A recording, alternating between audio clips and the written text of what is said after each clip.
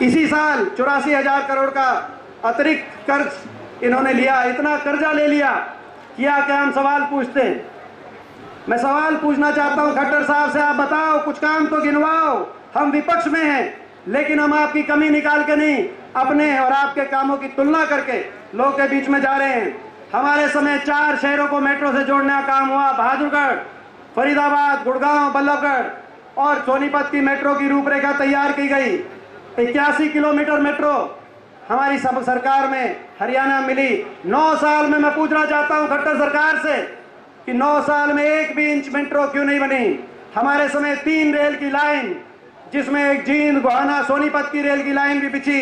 Bullet train की बात करने वालों से मैं पूछना चाहता हूं, हमारे सरकार के समय 225 किलोमीटर की रेल की लाइन हरियाणा में बिछी। आपके समय 1 इंच की रेल की पटरी हरियाणा में क्यों नहीं बिछी? हमारे समय 4 बिजली पैदा करने के थर्मल के कारखाने और 1 परमाणु का बिजली का कारखाना लगभग 1 लाख करोड़ की लागत से लगाया गया।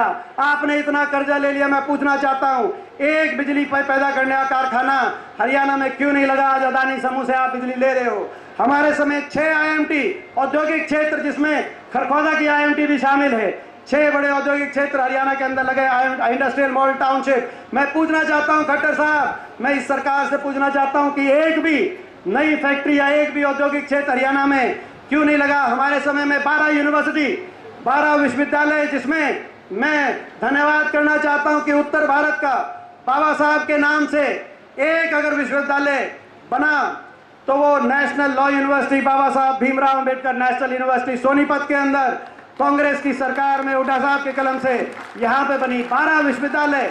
मैं पूछना चाहता हूँ, आपके समय विश्वविद्यालय छोड़ो, 1 कॉलेज, 1 स्कूल हरियाणा के अंदर दिखाओ जो नया बना हो, हम चलने को तैयार हैं।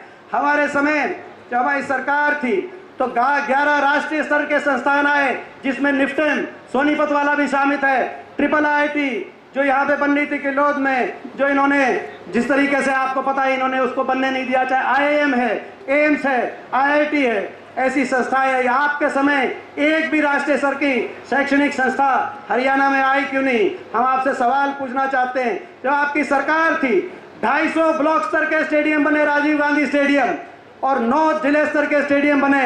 मैं पूछना चाहता हूं इस सरकार से, 1 भी स्टेडियम बनने की बात छोड़ो, जो स्टेडियम है उनका इतना दुर्दशा है, वो आपके सामने है। जब आपकी सरकार थी, 700 से ज्यादा खिलाड़ियों को DSP, इंस्पेक्टर, सब इंस्पेक्टर पद पे लगाने का काम हुआ, बिना भेदभाव के। चाहे वो योगेश्वर दत्त थे, चाहे वो बबीता फोगाट थी, चाहे अभी भी भाजपा के खेल मंत्री संदीप सिंह थे, इन सबको DSP लगाने का काम हुआ था कि नहीं हुआ था? मैं आपसे पूछना चाहता हूं। और ये मैं पूछना चाहता हूं इनसे कि इनके समय 1 खेल के 1 खिलाड़ी को, अरे इस ओलंपिक की बात तो छोड़ो, जब रवि दहिया, बजरंग पुनिया, नीरज चोपड़ा जैसे हमारे खिलाड़ियों ने हमारा देश का गौरव बढ़ाया है।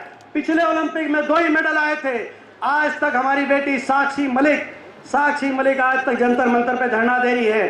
खिलाड़ियों का अपमान नहीं, वो भारत देश का अपमान है, जिन्होंने भारत के झंडे को ऊपर किया, जन गण मन की गूंज दुनिया के विश्व पटल पे सुनाने का काम किया।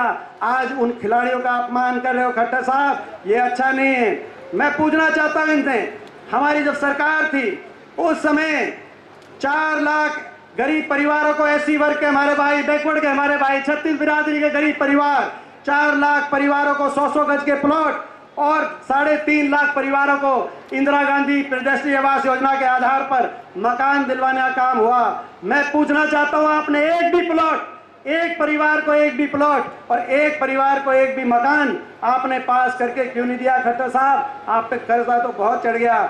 जब आपकी सरकार थी तब 11,000 सफाई कर्मचारियों को और 8,000 ग्रामीण चौकीदारों को 1 कलम से लगाने का काम हुआ था कि नहीं हुआ था? मैं पूछना चाहता हूं। आज उन ग्रामीण सफाई कर्मचारियों पे, उन चौकीदारों पर लाठीचार्ज आज किया जा रहा है, जो वो मानदेय बढ़ाना चाहते हैं। और मैं मांग भी रखना चाहता हूं, जब कभी हमारी सरकार बने, कांग्रेस पार्टी सरकार बने, मैं शीर्ष नेतृत्व से मांग करता हूं, उन सफाई कर्मचारियों की पक्की भर्ती हो, उन ग्रामीण चौकीदारों की पक्की भर्ती हो और उस गरीब को अपने बुढ़ापे का आसरा दिया जाए, ये मैं मांग करना चाहता हूं। जब आपकी सरकार थी तो किसान के 1600 करोड़ के बिजली के बिल माफ हुए, 2200 करोड़ के कोऑपरेटिव का कर्जा माफ हुआ, एससी और बैकवर्ड निगम के 500 करोड़ के कर्जे माफ हुए।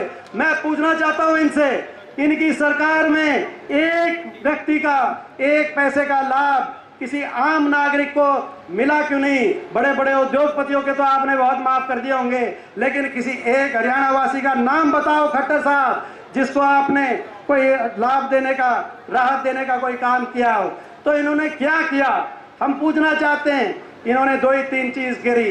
इन्होंने देश में सबसे ज्यादा बेरोजगारी आपको दी, देश में सबसे ज्यादा महंगाई दी, देश में सबसे ज्यादा अपराध दर हरियाणा में, और देश में सबसे ज्यादा भ्रष्टाचार। एक ऐसी सरकार है, मैं युवा साथियों कहना चाहता हूं, जो भ्रष्टाचार की नींव पे बनी हुई सरकार है। आपको याद होगा इनका नारा था 75 पार।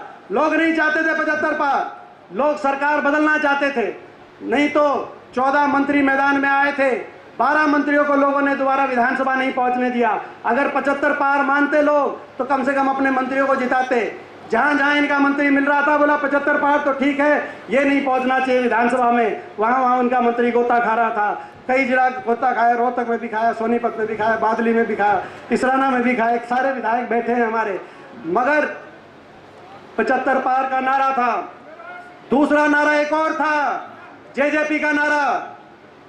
दूसरा नारा भी क्या था? लोग कहते हैं कि भाई जेजेपी पार्टी खत्म हो गई, इनका जिक्र करने की जरूरत नहीं, लेकिन मैं क्यों जिक्र करता हूं? राजनीति में ऐसी अनैतिकता, ऐसा विश्वासघात जो अपने मतदाता और हरियाणा के लोगों के साथ किया, ये मिसाल बननी चाहिए, ताकि आने वाले समय में कोई ऐसा धोखा देने का और विश्वासघात करने का, कोई इस तरह का कोई कदम उठाने की सोच भी ना पाए। इसीलिए मैं जिक्र करता हूं। जेजेपी का नारा था, आपको याद होगा, इलेक्शन में बीजेपी का नारा था 75 पार, और जेजेपी कहती थी बीजेपी को करो जमुना पार। यही बात थी ना, एक कहता था 75 पार, दूसरा कहता था जमुना पार। नतीजा इलेक्शन का आते ही दोनों बन गए जमा पक्के यार, और हरियाणा बना दी भ्रष्ट सरकार, भ्रष्टाचार के आधार पे, लूट की छूट पे। और ये हम नहीं कह रहे, बीजेपी और जेजेपी के विधायक और सांसद कह रहे हैं। आज कितनी खुली भ्रष्टाचार और लूट का तांडव हरियाणा में चल रहा है। एक विधायक है दादा गौतम नारनौन से, आपने सुना होगा। मैं पूछना चाहता हूं, जब दादा गौतम का बयान आया सरकार बनने कुछ महीने के बाद कि 1 लाख खोपर सारा जीवन लग रहा है, तो वो कौन सा खोपर था और क्या जीवन रहा है? आपको पता है कौन सा खोपर था, क्या जीवने लग रहा है?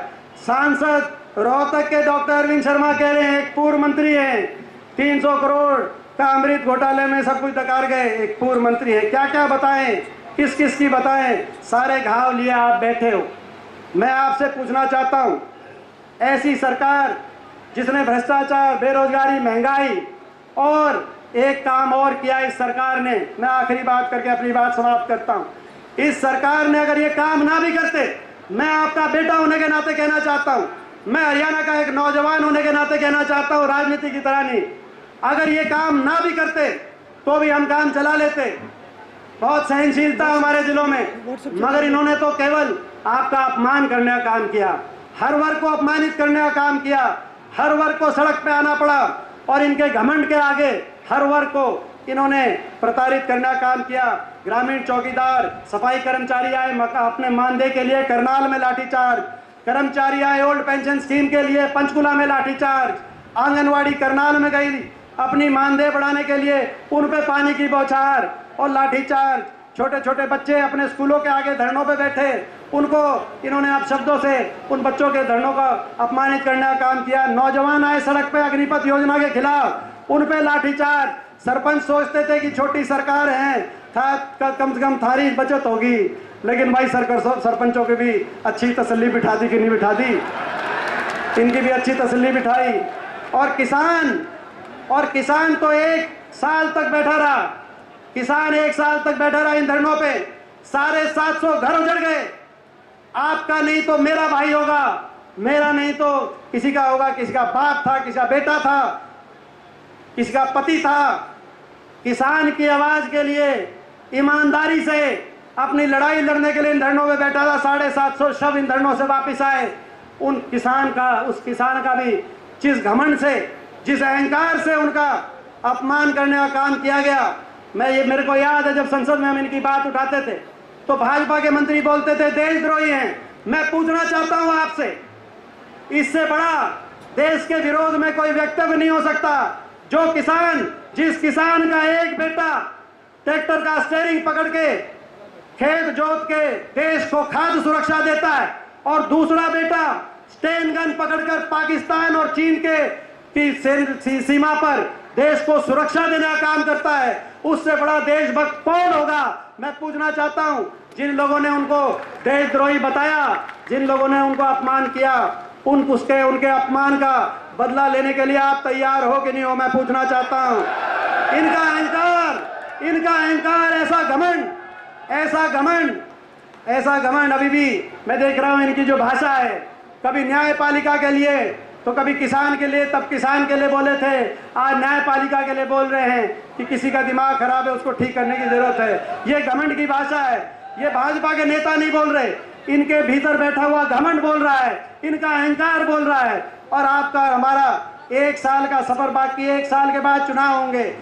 कसौटी इस बात की हमारी अगली पीढ़ियां आपको और हमको ये सोच के हमारे बारे में अगली पीढ़ियों के आत्मविश्वास आपको और हमारे लिए अगली पीढ़ियां हमारे लिए आकलन करेंगी कि 750 किसानों को जहां कुर्बानी देनी पड़ी हो, अपमान सहना पड़ा हो, गरीब आदमियों को, सफाई कर्मचारियों से लेकर मनरेगा के मजदूरों को जहां लाठियां सहनी पड़ी हो, ऐसी सरकार से अपमान का बदला ले पाए कि नहीं ले पाए, इनका अहंकार हम तोड़ पाए कि नहीं तोड़ पाए। हम लड़ेंगे अपने मान सम्मान के लिए, हम लड़ेंगे हरियाणा के विकास के लिए, हम लड़ेंगे हरियाणा की खुशहाली के लिए, हम लड़ेंगे हरियाणा में 36 बिरादरी के भाईचारे के लिए, हम लड़ेंगे बाबा साहब भीमराव अंबेडकर की सोच के लिए। मैं आपसे पूछना चाहता हूं,